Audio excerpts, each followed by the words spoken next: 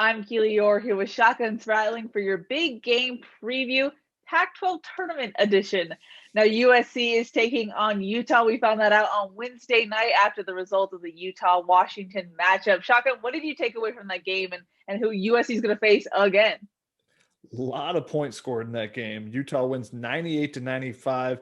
I think the most important takeaway from this game, however, is that Utah was, up big early. They're up by 18, 20 points in the first half, and they could have blown out Washington. Instead, Washington makes this a close game, rallies down the stretch, and that forces Utah to play all their starters throughout the entire game instead of being able to rest them, get them a little bit extra rest, just, because you're on back-to-back days. That extra rest would be helpful. So I think that's big for USC, that maybe they try to push the tempo a little bit tomorrow, or even just try to wear Utah down that second half. And maybe you see a little bit of a cumulative effect from the tournament if USC does push the tempo a little bit or tries to grind the ball down low. Different things you can try to do to attack a team that has played the day before when you have full rest. So I think that is something that stands out to me.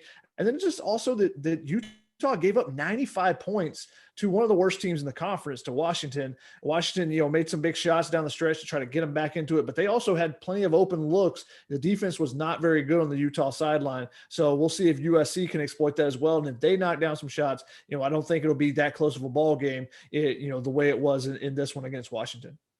The last time USC took on Utah, they lost and essentially took them out of the Pac-12 regular season title race.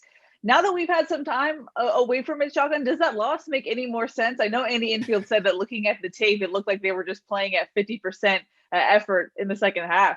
Yeah, you basically look at that game as the game that cost USC the title because they end up losing on percentage points. Even though they have more wins than Oregon, Oregon wins the regular season title. USC will get the number 2 seed, which is why they're playing Utah. They won the 7-10 matchup against Washington.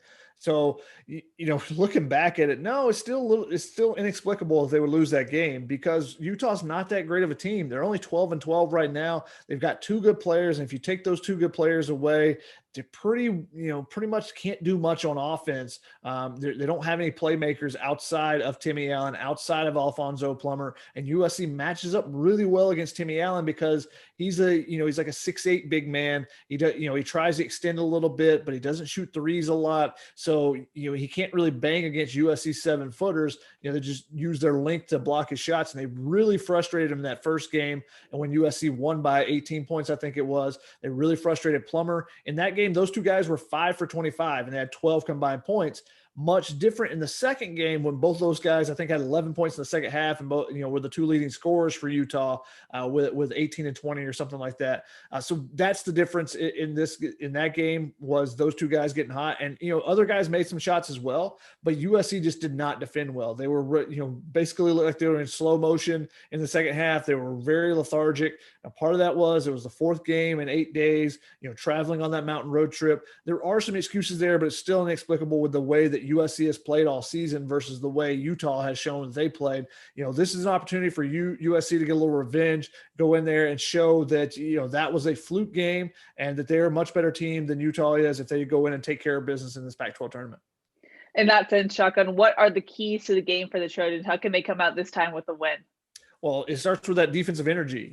When they came out the very next game against Stanford, they had a ton of defensive energy. They were flying all over the place, getting their hands on balls, deflections, blocks. And that's why this USC defense has been so good, is when they bring energy, they're so long, they're so big, they're just super difficult to get open looks against. So when they bring that energy and, force teams to take a dribble, they don't give up those open looks on the outside, teams really, really struggle to hit mid-range jump shots or, to drive into Evan Mobley and try to get a shot up over him. So that's the biggest key for me, is bringing that defensive energy, bringing that intensity. And I think they'll have that. They'll be rested coming into the Pac-12 tournament, and they'll also have something to play for. They want that title. They want to, be able to say that they're the Pac-12 champions as well after losing it on percentage points to Oregon for the regular season. So I think they're going to bring that energy. And then the key for USC that throughout the rest of the season, and what has been the key for them all season, has been knocking down some shots.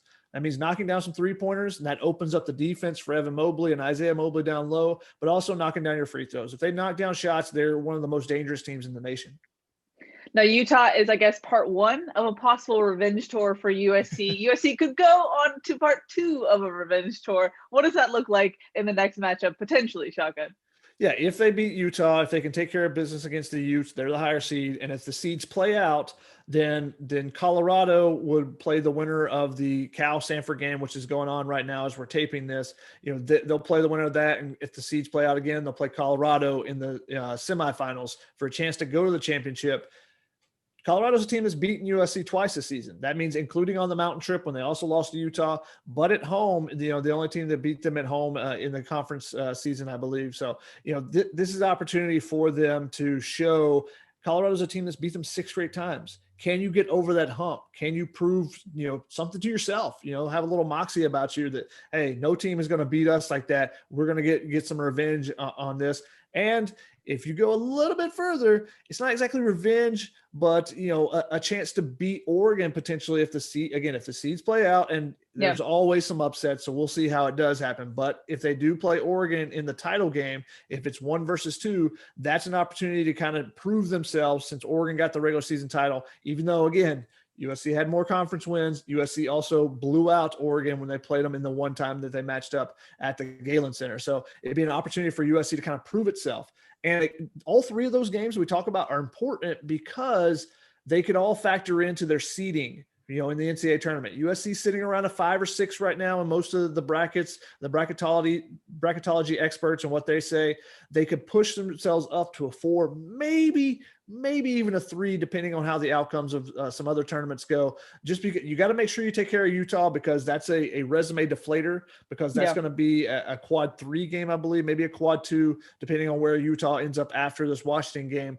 But then the next 2 games after that, Colorado and Oregon, if those are the 2 teams they end up matching up with, would be quad 1 wins. You can pad the resume a little bit more there. So give them an opportunity to move up a seed line, maybe even 2. Alrighty, Shaka. The people want to know, what are your predictions for the Pac-12 tournament? How far can this USC team go?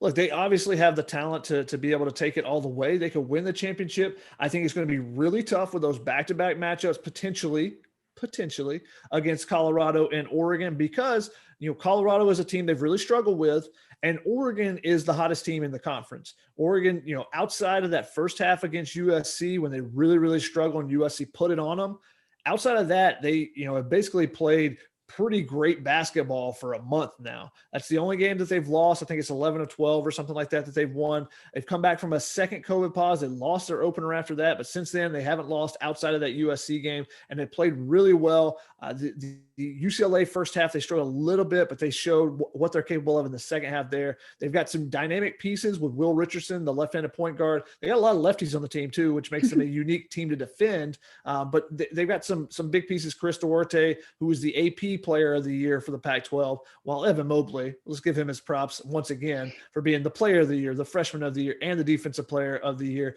Only the second time that's happened in a major conference in the history of college basketball, and the other person to do it was Anthony Davis. Big time company there for Evan Mobley. But Chris Duarte won the media version of that, the AP poll that gives that award. So, he's a dynamic player to contend with as well. So Oregon's going to be a real challenge for them. But if USC plays their best basketball, I don't think anyone in this conference can beat them. Well, okay. Well, Shotgun, you're going on the road. You're actually getting out of the COVID LA bubble, and you're going to see the games live in person. So have fun with that. Any final thoughts before we wrap it up here? It should be a fun tournament because, like I said, for USC, the potential of the revenge/vengeance tour, and then also I just think it's going to be some really good basketball if the higher seeds do win out, because I think you got 4 really good teams in this conference. UCLA, they're floating on that line, but Colorado, USC, and Oregon have been really solid teams all season, and they all have some dynamic players that are going to be NBA players in the future too. Alrighty, that's going to wrap it up for your big game preview for Shotgun Spratling. I'm Keely Eure. For more, check out uscfootball.com.